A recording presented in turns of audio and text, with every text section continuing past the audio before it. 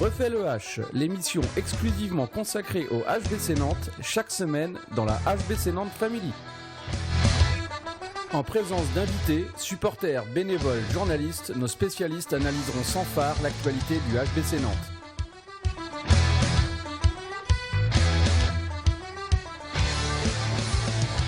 Bonjour à tous, bienvenue dans cette 6e émission de On refait le H, une émission bénévole faite par des fans pour les fans du HBC Nantes, émission enregistrée dans les conditions du direct au lieu unique avec un léger fond sonore.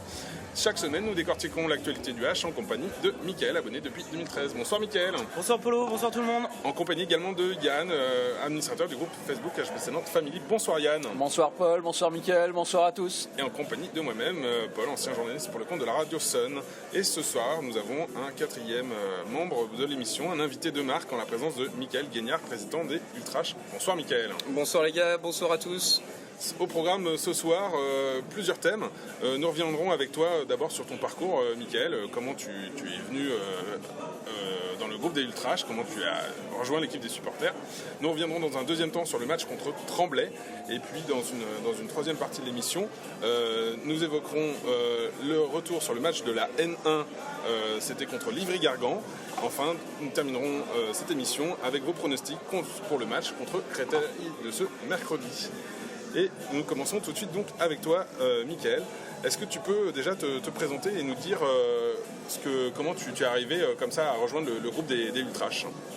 Alors moi ça va, j'étais pas abonné auparavant, j'étais simplement spectateur si on peut dire, c'est-à-dire que je prenais des places par-ci par-là.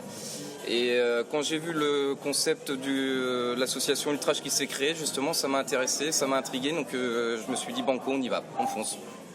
Tu as toujours été passionné de hand ou c'est quelque chose qui est venu, tu suivais d'autres équipes avant, peut-être l'équipe de France ou c'est ça, l'équipe de France, le HBC Nantes bien sûr.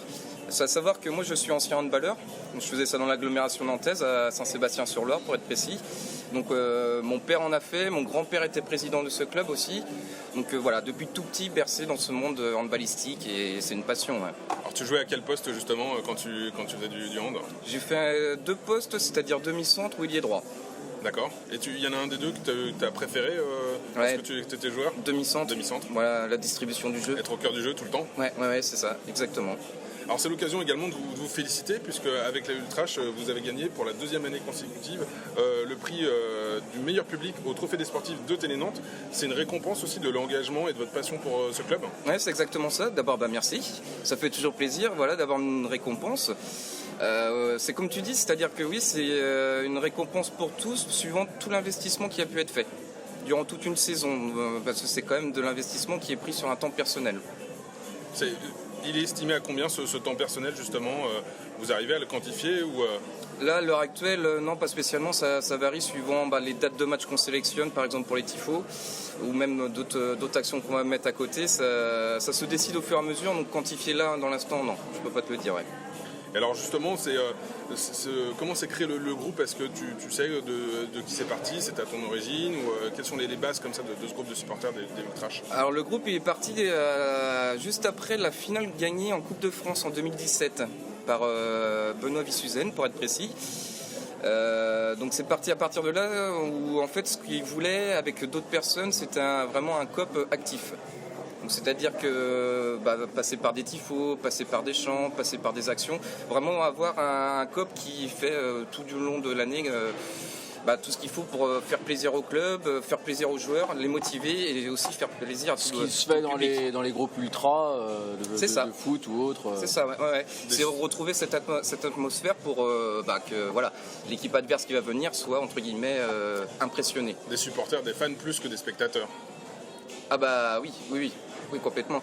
On veut avoir ces codes ultra, mais par contre en gardant nos valeurs qui sont principalement le respect. Les valeurs du hand et pas... c'est ça. Et pas celles de certains ultras dans le foot qu'on peut voir notamment, qui peuvent avoir des dérives. Ça pour moi à la limite c'est... t'as le monde ultra, donc ça va être un supporter plus, mais ces gens-là qui vont faire des débordements, c'est du hooligan. C'est pas des ultras. Non, d'accord. Alors justement, votre engagement, ça passe par beaucoup d'actions, une présence sur les réseaux sociaux, une présence physique également sur les matchs, des déplacements, des réalisations de tifo. Comment s'organise tout ça? Vous avez un calendrier, il y a des équipes qui sont dédiées chacune à une partie. Comment ça se passe l'avant-match comme ça chez les Ultrash? Alors comment ça se passe? C'est-à-dire qu'on a un président, en l'occurrence moi, ensuite tu auras un vice-président, on est structuré en fait pour répondre. Secrétaire, trésorière, et après tu as des commissions, donc commission tifo, commission déplacement, commission convivialité et commission partenaire. Voilà, donc on travaille entre nous avec justement, on sonde aussi les autres membres, et par rapport au tifo, pour revenir là-dessus, en début de saison on sélectionne les matchs, on met une croix sur le calendrier. Donc c'est déjà défini en amont et vous avez pour déjà le championnat. Préparé, pour le championnat c'est défini, après tout ce qui est Coupe de France, le HF, la Coupe EHF, ça se fait au fur et à mesure. Et alors il y a une équipe qui est dédiée à ça, qui prépare tout ça, les tifos, techniquement, il y a des idées comme ça de graphisme qui vous proposent des choses, ou vous avez des inspirations par ailleurs aussi, ou certains qui ne réalisent pas viennent aussi avec des idées? Ouais, t'as résumé, c'est exactement ça.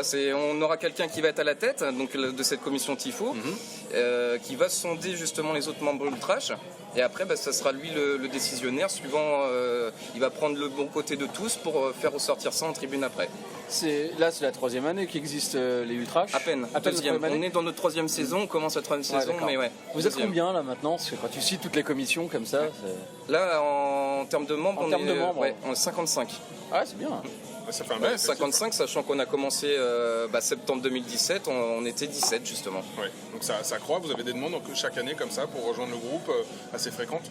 Ouais, ça se fait au fur et à mesure, mais bon, ça se fait pas comme ça. Il faut d'abord se montrer. Après, c'est vrai que le terme pour certaines personnes, le mot ultrash, t'as ultra, donc ça fait peur forcément. Mais c'est se montrer qui on est, qu'on n'est pas des méchants, qu'on va être là pour le club. Et ça se fait au fur et à mesure, mais il va falloir du temps. Rome, c'est pas faire une journée. Et justement, en termes de partenariat, créer des tifos, faire des déplacements, toutes ces animations, ça coûte du temps, mais aussi de l'argent. Oui. Vous êtes tous bénévoles. Oui. Comment vous financez tout ça? Est-ce qu'il y a le club qui vous aide? Est-ce que vous avez des partenaires indépendants aussi qui soutiennent votre cause et viennent vous aider? Alors par rapport au tifo, on peut compter le HBC Nantes en partenaire. On a une aide du HBC Nantes, mais la principale aide, et ça c'est magnifique parce que les autres clubs de supporters ont pas ça, c'est une aide logistique. C'est-à-dire que les tifos on les réalise dans la H-Arena. On n'est pas à chercher un local à droite, gauche ou faire ça dans la rue. Voilà. Leurs locaux pour que vous puissiez ça réaliser tout ça. Donc ça c'est vraiment un plus que d'autres clubs n'auront pas. Mais à partir de là, si on veut faire encore mieux, si on veut encore développer l'association beaucoup plus haut, il faut des partenaires. Mais c'est un boulot qui est vraiment compliqué. Et aujourd'hui, il y en a des partenaires autres que le HBC Nantes Alors, t'en as qui au début nous disent oui, il n'y a pas de problème, c'est magnifique ce que vous faites, et quand tu les recontactes, d'un coup, tu entends un non. Comme partout. C'est bizarre, hein. C'est étonnant. Quand on tape au portefeuille, tout de suite, les portes se ferment plus facilement. Voilà, c'est devant toi, c'est beau, mais après, quand il faut signer, d'un donc coup. Ça reste quelque chose de compliqué aujourd'hui de trouver des partenaires. Compliqué parce que tu restes des supporters. Et puis comme beaucoup de gens, il y a l'amalgame ultra. Qu'est-ce que vous allez faire? Vous allez garder l'argent pour vous boire la gueule, vous allez taper sur tout le monde, alors que non, pas du tout. Il faut rassurer, il faut les inciter aussi, les partenaires, s'ils viennent des fois au H, à voir le travail que vous faites et à leur montrer justement, qu'ils constatent par eux-mêmes que c'est pas des fous furieux et qu'il y a un vrai travail de préparation, d'animation. Complètement, c'est pour ça qu'on essaie d'aller sonder les partenaires du H. Justement, ils sont là, ils voient eux-mêmes. Et comme disait Paul, le travail a été plébiscité lors des trophées des sportifs, mais il y a aussi eu un papier la semaine dernière, si je me souviens bien, dans l'équipe magazine, sur les salles les plus chaudes de France. Avec en numéro 1 la H-Arena et notamment la participation des Ultrash avec les tifos. Oui, ils l'ont marqué à la fin, exact. Donc ça, c'est aussi des arguments qui peuvent te permettre à un moment donné d'aller démarcher des... Ah oui, complètement. On a un dossier qui est calé, qui est béton. Ça, ouais. Mais c'est des petits plus que l'on peut voir à droite-gauche à l'équipe, en news, choses comme ça, qui font vachement plaisir et qui te donnent envie de donner encore plus. Et d'un point de vue un peu perso comme ça, quand tu as un magazine comme L'Équipe, qui est quand même la référence sport en France, qui vous cite et qui congratule votre travail puisqu'ils vous mettent premier, c'est quelque chose qui vous motive, c'est quelque chose qui vous met la pression. C'est comment toi, quand tu découvres un papier dans L'Équipe concernant une asso dont tu es le président, comment tu le vis? On va faire la petite blague. La seule pression qu'on connaît chez Ultrash, c'est dans le verre. Voilà. Bienvenue dans l'émission. Bienvenue, welcome. Non, pour revenir sérieusement, ça fait toujours plaisir, c'est gratifiant et ça motive. Ouais. Ça motive. Après, une pression, non, parce que ça reste du sport. C'est ce qu'on reste dans cet esprit-là, ça reste du sport. Ouais, voilà. Faut que ça soit du plaisir, sinon, quelle est l'utilité, quoi, au final. Et est-ce que du coup ça vous a donné envie de créer des choses nouvelles pour cette année ou peut-être pour les années à venir, justement pour asseoir cette notoriété et on va dire cette première place, parce que bon, derrière il y a Chambéry, le Phare c'est une très belle salle, il y a des groupes de supporters très actifs aussi là-bas qui font des jolies choses. À Aix également ça commence avec les Rampéou, ça prend forme. Ça commence également, mais du coup je suppose que vous n'avez pas envie de perdre cette première place comme tout bon sportif. Donc est-ce que vous réfléchissez à des choses nouvelles ou je sais pas, des nouvelles idées pour faire perdurer tout ça, pour l'asseoir et puis pour continuer à avancer? Ouais, complètement. On a déjà réfléchi à pas mal de choses que forcément je vais pas dévoiler maintenant. Voilà. Il faut laisser la surprise les gars aussi. Mais voilà, on va essayer de rentrer dans le côté pyrotechnique en tribune. On a fait déjà un premier test contre Dunkerque justement où on a imposé la fumée. Ouais. On ne peut pas rentrer dans les fumigènes, voilà, on est dans un stade fermé, etc. Donc on trouve quelque chose qui s'en rapproche le plus. Voilà. C'est un premier test, il va y avoir d'autres choses. Mais après, nous, ce qui nous intéresse aussi en plan d'action cette saison, c'est de mettre en avant d'autres personnes qui le méritent. Et là, je fais référence à Hugo qu'on lui a fait faire le coup d'envoi. Voilà, lui, d'accord. C'est des actions qui. Ça aussi, c'est une action qui permet d'asseoir le groupe des supporters. C'est pas le but, par contre. C'est pas le but. C'est vraiment, c'est avec nos petits moyens. Voilà. Bien sûr, mais ça donne une légitimité et ça peut permettre, quand tu vas voir des contributeurs, de dire, vous voyez, on n'est pas juste là en fait pour picoler, comme tu disais, ou pour se battre. Au contraire, on est là aussi dans une démarche d'apport, de solidarité et du supporterisme. Ça fait partie des valeurs, donc voilà pourquoi. C'est des choses que nous on préférait mettre ce petit jeune en avant. Au coup d'envoi, on m'a demandé de rentrer sur le terrain. Moi, j'ai refusé. J'ai dit non, c'est pour le jeune. Voilà, c'est vraiment le mettre en avant. Nous, inconsciemment, oui, ça te fait de la pub, mais c'est pas l'objectif. Non, c'est pas l'objectif. Ouais. Non.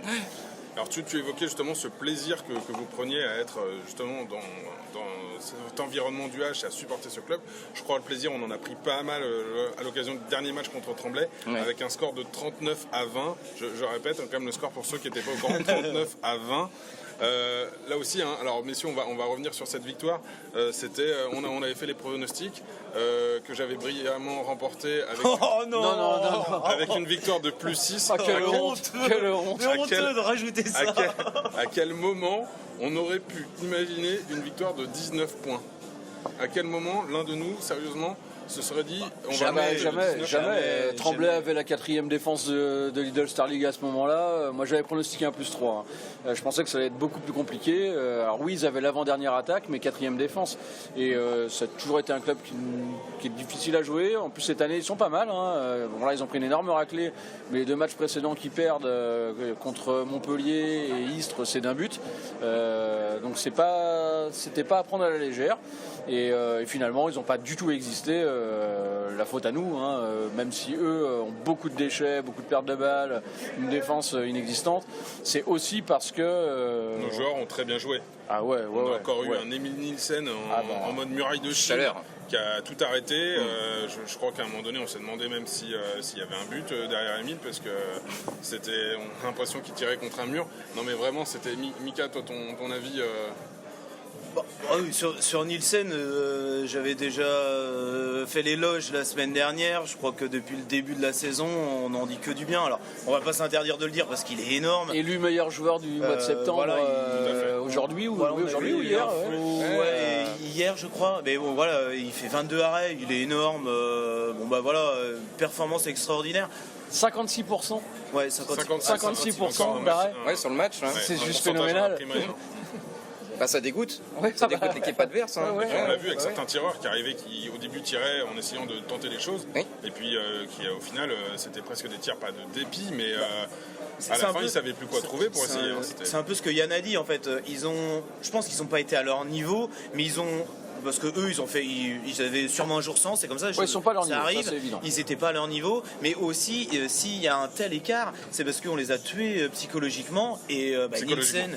Oui, psychologiquement, Nielsen y a énormément participé parce que quand tu n'y arrives pas à marquer, ça met le doute dans les tireurs, ça met le doute dans l'attaque. Et on a eu cette équipe qui normalement pratique un beau handball, quasiment rien proposé.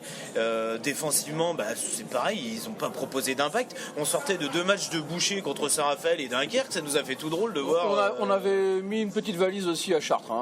Oui, mais je parlais de match à domicile. Oui. À domicile, on était resté sur des ressentis de défense très durs. Là, on avait l'impression qu'en face, ça n'avait pas envie de prendre de coups. Bon, voilà, on a vu ce que ça a donné. Hein. Non, mais j'aurais jamais imaginé telle ampleur de score, mais comme personne, je pense, ici. Mais ce qui me conforte, en fait, et ce qui me fait plaisir, c'est qu'en fait, c'est dans la continuité du match de Chartres.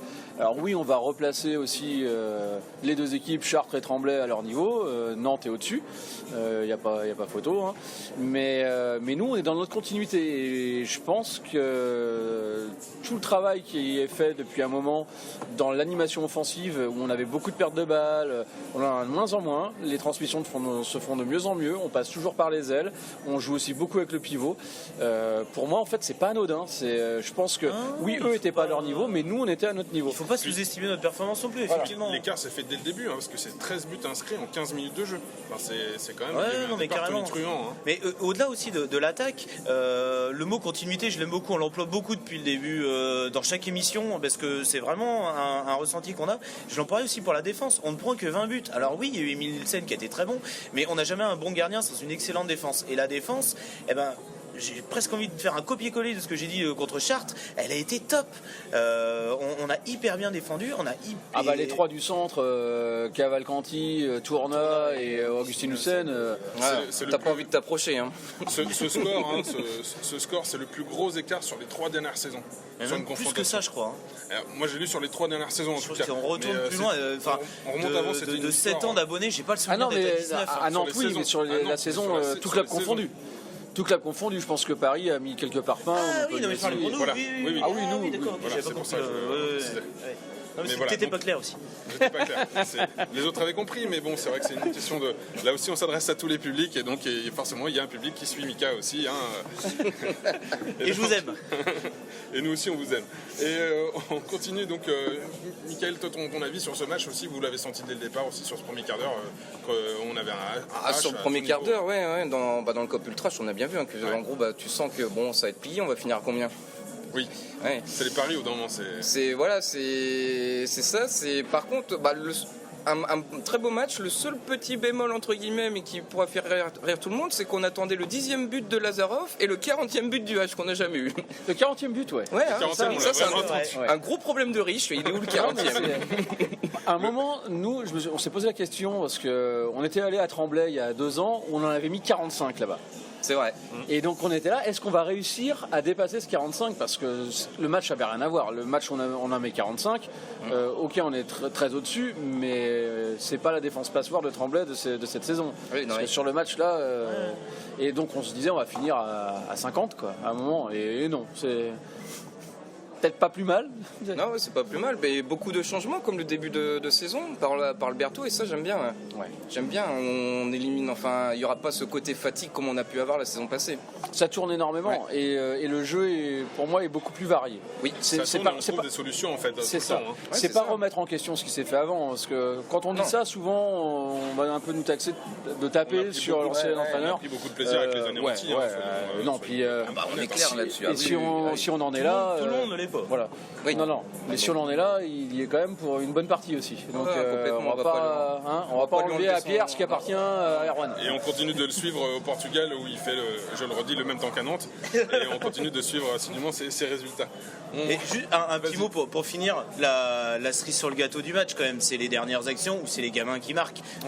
Les gamins de la N1, c'est un peu nos chouchous, on en parle à chaque émission. On en avait parlé, on l'avait souligné. Et on va en reparler tout à l'heure sur leur performance en championnat, mais Lucas Petro qui met 2 buts au poste d'arrière droit, et puis Thibaut Brié qui met sa roucoulette et Théo Monard qui met la même encore plus beau d'ailleurs, franchement. Avec vous auriez pu la mettre dans le top but, c'est abusé.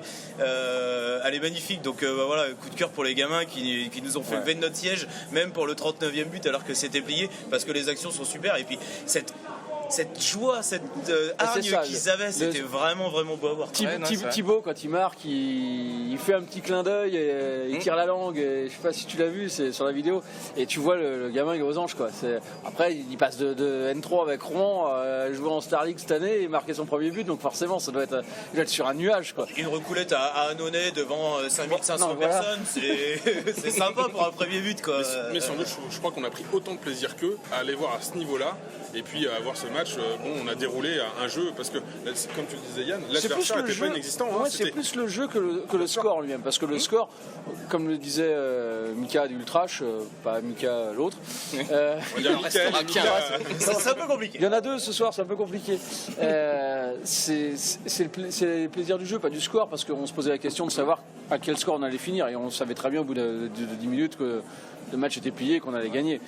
C'était plus la question de savoir quelle allait être l'ampleur du score, mais c'est surtout au niveau de la qualité du jeu qui a été produite par l'équipe, où là on a pris du plaisir. On avait souligné qu'on s'était ennuyé pendant la deuxième mi-temps contre Chartres, là on a pris du plaisir jusqu'au bout. À croire que l'émission a dû t'écouter, parce que pour qui est... Ouais, mais c'est ça, je pense qu'ils se sont dit on peut pas les décevoir une fois de plus, faut qu'on fasse une grosse deuxième mi-temps, quoi. Ceux justement qui nous ont pas déçus, c'était les jeunes, on l'avait évoqué, de la N1, et justement la N1, ils ont aussi gagné contre Livry-Gargan, une victoire 37-32.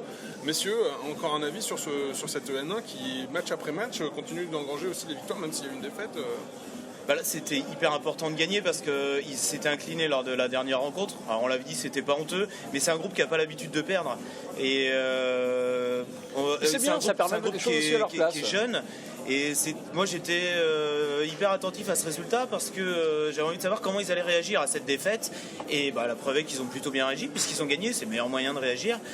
Donc bravo à eux. Bon, ils n'ont pas mis 10 buts, d'habitude ils mettaient 10 buts, là ils en ont mis que 5. Bon. C'est une blague, non, c'est très bien, bravo, belle victoire.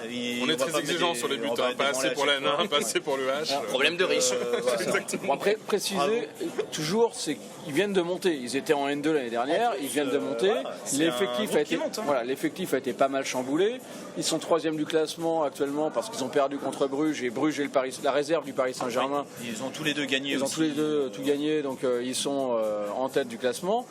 Bon, nous 3e pour un club qui vient de monter, on est un centre de formation, donc c'est pas non plus négligeable.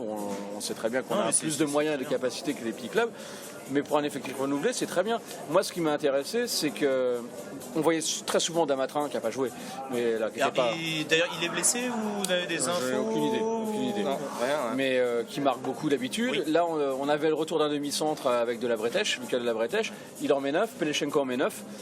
Ça change, on sait qu'on peut tourner au niveau des buteurs, on va pas se cantonner à un seul mec, quoi. L'avantage, moi je suis super content pour Lucas de la Bretèche qu'on n'avait pas vu, sauf erreur de ma part en N1 encore parce qu'il était revenu blessé de l'équipe de France. Je crois qu'on l'avait pas vu. Un tout petit peu, mais un tout petit peu. Je suis super content parce que là il fait un match plein, il met 9 buts comme tu l'as dit. Franchement, si on finit par récupérer tout le monde en même temps avec Damatrin, avec Mathéo Fadul lorsqu'ils vont revenir et que tout le monde tourne à plein régime, ça va être chouette à regarder et n'hésitez pas à aller les voir parce qu'on prend du plaisir à voir jouer les pros, mais je pense qu'il va y avoir du plaisir aussi à aller voir jouer les. C'est ça, et puis ce qu'il faut souligner, c'est même si tu dis il n'y a que 5 buts, 37-32, moi ce que j'aime C'est une blague. Non, je sais bien, mais ce que j'aime dans l'état d'esprit, c'est on a Thibaut Briet, on a Théo Monard et Lucas Petro qui ont joué juste avant avec l'équipe première, ils font pas tout le match, mais qui jouent, qui retrouvent la N1. Mentalement, il faut pouvoir se motiver. Quand tu as vécu tes premiers buts, alors, Monard avait marqué à Chartres, mais bon, ça reste qu'il ne marque pas souvent non plus, c'est le tout début. Se remotiver pour aller jouer avec la N1, il y a les coachs. C'est pas la même ambiance, c'est pas le même adversaire, c'est beau aussi. En sachant qu'en plus, c'était pas la H Arena, parce que pour des raisons de sécurité, la commission de sécurité des salles attenantes à la salle 5000, parce que c'est les salles 500 et salles à côté, en fait, n'ont pas donné l'avis favorable à la sécurité. C'est pour ça que ça a été délocalisé. Bon, c'était dans une petite salle au Pré-Gauchet. C'est pas la même ambiance que quand vous jouez devant 5500 personnes. Donc se remotiver, repartir dans les choses comme ça, c'est tout à leur honneur. Que les gars soient hyper sérieux 4 jours après, où tu joues devant 100 pèlerins et un tondu, moi je trouve ça formidable. Ouais, ça prouve qu'ils en ont dans la tête, pas que dans le bras. Non, c'est bien. C'est bien. Moi après, par contre, sur eux, je peux pas trop me prononcer. C'est-à-dire que malheureusement, j'ai d'autres choses à faire à côté. C'est vrai que nous on fait rien, c'est bien connu. oui, c'est bien connu. Non, mais il faudrait peut-être accentuer là-dessus en termes de public, en termes de cop ultra. S'il y en a qui veulent y aller, au contraire, faut pas hésiter. Mais moi je les suis de loin, mais de loin de ce que je vois, ça me fait plaisir. Il y a pas mal d'ultrash qui viennent. Hein. Oui, non, mais je veux dire accentuer aussi là-dessus. Ouais. Il n'y a pas que le cop ultrash, que tout le public. C'est un truc sur lequel vous réfléchissez au sein des ultrash à apporter un soutien un peu plus important à la N1 ou c'est compliqué vu que c'est compliqué. On en a déjà parlé, mais c'est compliqué. C'est compliqué parce qu'on s'investit déjà beaucoup pour l'équipe première. Est-ce que c'est possible, juste on va dire sur des one-shots, sur notamment les derbies, parce que cette année dans la poule, il y a Rezé et Bougnay. C'est beaucoup plus facile. Donc là, voir la Nester, bon, pas vous déplacer, mais quand la Nester vient, ça serait un peu comme les 3 clubs. Comme quand on sélectionne les tifos, tu fais une croix sur. Là on peut être temps sur tel match. Faire toute la saison, c'est impossible. Il y a beaucoup d'engagement avec l'équipe première, forcément. C'est l'équipe première en priorité, complètement. Alors on continue justement. Yann, je te disais, on va le dire à l'antenne, il n'y a plus de Bougnay dans la poule. Il n'y a plus Bougnay ? Ah ouais, bon, j'ai dit une connerie, ça arrive une fois de plus. Hein. Mais on espère que Bougnay revienne, bien sûr. Et ils étaient dans notre poule l'année dernière, ils sont en N2. Ils sont pas cette année. Non, ils sont pas cette année. Ah bon, c'est moi qui dis une connerie. Bon, en tout cas, c'était l'année dernière, oui, ça. On évoquait le futur de l'équipe première du H avec les jeunes de la N1. On va évoquer le futur de l'équipe première avec le match contre Créteil. Qu'est-ce que vous attendez de ce match contre Créteil après le dernier match ? Est-ce qu'il y a encore des choses à affiner ? Est-ce qu'il y a un score encore fleuve à attendre ? Déjà, moi j'ai une petite question. Est-ce qu'il y aura des ultrash présents à ta connaissance À ma connaissance, oui. Il y a, à savoir qu'on est en train d'ouvrir en parallèle une section parisienne ultrash. Donc, c'est-à-dire que tous les supporters du HBC Nantes qui habitent à Paris, anciens Nantais ou même parisiens purs. Paris ou région parisienne. Exactement, sont invités à ce que l'on se rejoigne ensemble. Donc pour répondre à ta question, j'ai 7 ultrash nantais qui y vont. Et après, tu as aussi le reste qui va être sur Paris, qui va les rejoindre. Ça fait une vingtaine de personnes. C'est bien ça. Ça commence à faire du monde sur Paris, du coup, cette section parisienne. C'est un peu comme tout, c'est comme la création ultrash en elle-même, c'est-à-dire que ça va prendre du temps. Mais oui, ça fait. C'est très nouveau. Depuis cette saison, suivant la demande justement d'un Parisien qui supporte le H. Et ça va consister, j'imagine, sur les matchs qui se jouent en région parisienne, donc Paris, Ivry, Créteil. Il y a quelques-uns, Tremblay. Bon, Tremblay, je leur souhaite bon courage. J'ai allumé la dernière émission, et que maintenant, je suis personnellement de gratta là-bas, autant mettre la face B. Non, mais c'est difficile. Après, l'accueil est adorable, la salle est bien. Je vais me faire les copains à Ivry. Ivry, c'est honteux. Ça y est. Voilà. Mais j'imagine que c'est pour faire les déplacements sur place, mais aussi les matchs du H qui ont lieu à la H Arena, se retrouver ensemble pour regarder dans un bar ou chez eux. Après, ils ont quartier libre sur Paris, même comme on leur a dit, c'est si vous voulez venir à Nantes, direct, ils sont intégrés dans le COP. Il n'y a aucun souci là-dessus, mais oui, il y a de quoi faire entre Créteil, Ivry, Tremblay, Paris même. Après, imagine, tu as un match de Coupe de France sur place, Coupe de la Ligue. Coupe de France, on n'aura pas. Coupe de la Ligue, on aura Paris ou Nîmes. Tu sais, c'est comme ça tous les ans. Ça leur fera plaisir. Paris, c'est bon. Ou la finale Coupe de France qu'on tapera Paris chez eux en finale. Ils seront contents. Et nous aussi. Qui que ce soit, si on la gagne, ça m'ira très bien. Ouais, mais taper Paris là-bas, ça serait cool. Justement, ce match, ça peut être l'occasion aussi de dire aux Parisiens, aux anciens, aux Parisiens qui sont d'origine nantaise, de dire tiens, vous voulez retrouver des locaux, des vrais, venez au match, supportez l'équipe du H, et puis c'est l'occasion de faire connaissance aussi avec des personnes, de découvrir une très belle équipe. C'est exactement ça, c'est-à-dire qu'on les oblige pas à cotiser ultrash, il n'y a aucun souci, mais on se regroupe. On regroupons-nous, au lieu d'être à droite, gauche dans une tribune qui sonne déjà creux là-bas. autant. Voilà. Tu vois, je suis pas le seul. Non, mais franchement. Hormis Paris, t'as les ultras, le 8e homme, qui vont faire le taf. Et les mecs du foot qui font venir de temps en temps pour pouvoir faire du bruit. Voilà, parce que c'est bien, il y a Beansport qui est là, et puis ça permet. Sinon, sans manquer de respect à Créteil, Tremblay, Ivry, il se passe pas grand chose. Tout à fait, c'est pas la même. Alors justement, on évoque les pronostics. Avant les pronostics, on peut parler du match. Alors du match, justement. le match, parce que là, on a dévié sur les supporters. Ah ouais, mais c'est important. Il y en a qui font le déplacement. Mikaï est là. C'est de ma faute. C'est de ma faute. Mais justement, sur le match, qu'est-ce qu'on attend de ce match en termes de jeu, en termes d'action, est-ce qu'on a des idées déjà sur des attentes? Juste replacer un petit peu Créteil dans le contexte. Donc ils sont avant-dernier, une seule victoire. 9e attaque avec 136 buts et 11e défense, donc vraiment équipe de bas de tableau. C'est pas une surprise parce que c'est un promu, c'est une équipe qui joue le maintien. Donc je l'ai dit, une seule victoire cette année, mais quelle victoire. Alors qui nous arrange pour l'instant. Alors espérons qu'ils nous fassent pas la même. Elle nous fait hyper plaisir parce qu'ils sont allés gagner à Nîmes et on sait ô combien c'est compliqué d'aller gagner à Nîmes. Mais qu'est-ce que ça fait plaisir. Alors ça c'est vrai que ça fait plaisir et en plus ça nous arrange d'un point de vue du classement. Donc en fait en gros ils ont pour être sympa, on évitera de leur en mettre 19. Mais un peu plus sérieusement, ils ont fait un exploit. Après, ils sont un peu craqués. Ils n'ont pas fait un exploit, parce que quand tu vois... c'est un exploit. Le niveau de l'équipe, aller gagner là-bas, c'est un exploit. C'est un exploit si tu le prends comme ça intrinsèquement et que tu regardes juste le résultat d'un promu qui va chez un club qui vise les 4 premières places. Mais quand tu regardes le match, sur le match, ils leur ont marché dessus. Et c'est pas... Parce que Nîmes les a pas pris au sérieux. Nîmes à son meilleur niveau et largement au-dessus. Nîmes a été très suffisant. Comme nous, on est largement au-dessus de Créteil, on va pas se mentir. Si on joue à notre niveau, on est largement au-dessus. Mais juste, Créteil, si je continue juste un petit peu leur niveau, ils ont aussi des défaites un peu désastreuses contre Chartres, notamment à domicile. Dans la course pour le maintien, c'est compliqué. C'est pas désastreux, ils se sont tirés la bourre toute l'année dernière. Dans la course au maintien, perdre à domicile, ça fait mal. Quand on sait que la différence particulière est hyper importante pour les 4 de descente, c'est compliqué. Donc je trouve qu'ils n'ont pas été mirobolants pendant 4 matchs, ils ont été exceptionnels sur un match. Espérons qu'ils soient dans la lignée des non mirobolants et qu'ils nous fassent pas un match exceptionnel demain.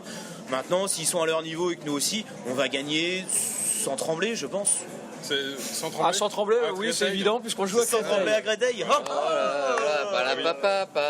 Merci Mickaël, c'est du coup le plaisir d'avoir Mika à chaque émission avec nous pour ce côté humour qui est indispensable. Revenons sur ce match contre Créteil et délaissons l'humour quelques instants. Nantes, c'est vrai que c'est la deuxième attaque, la deuxième défense, et deuxième au général, c'est la deuxième défense également.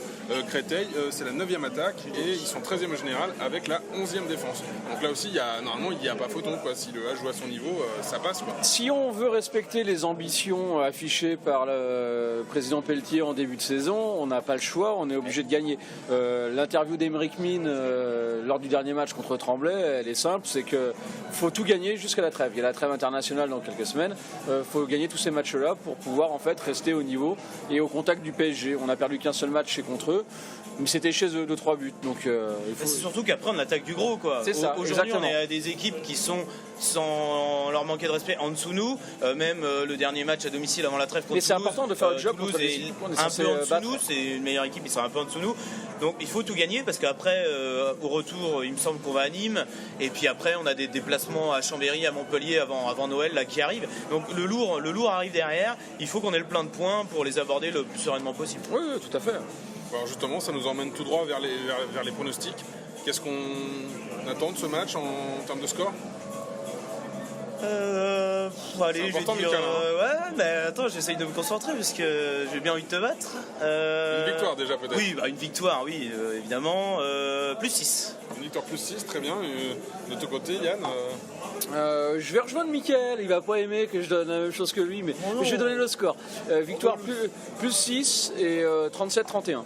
37-31. Ouais, alors qu'on a une grosse défense, mais... Tu penses qu'on va en prendre?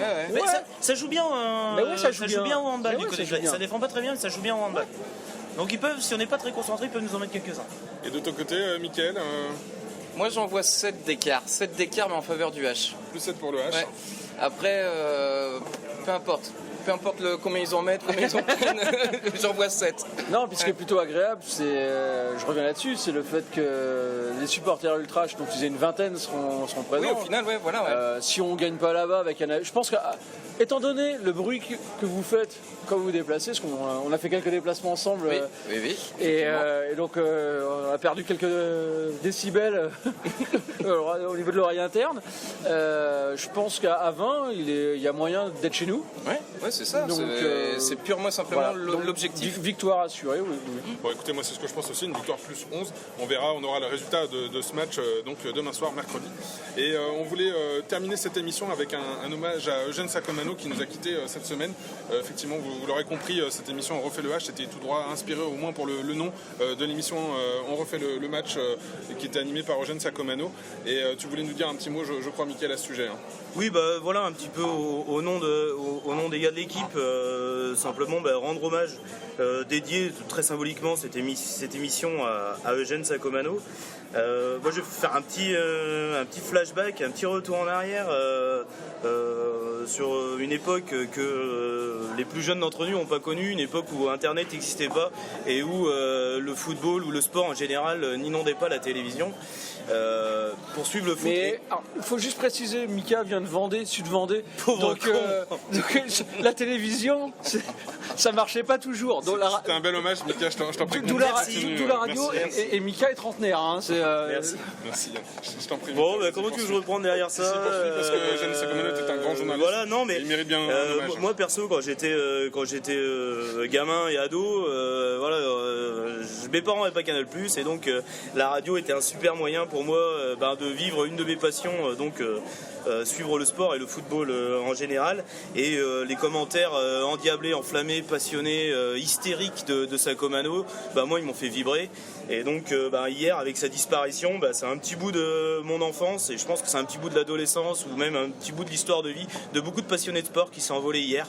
Donc voilà, tout simplement lui rendre un hommage. On lui a un petit peu honteusement pompé le nom, donc il était difficile pour nous de passer à côté. Oui, mais alors...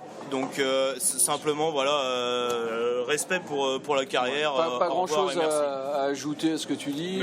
On a pompé honteusement le nom, mais ce sera jamais moins honteux que lorsque Pascal Pro a repris l'émission. Voilà. Donc ça c'était et tu termines là-dessus en fait pour Pascal Pro.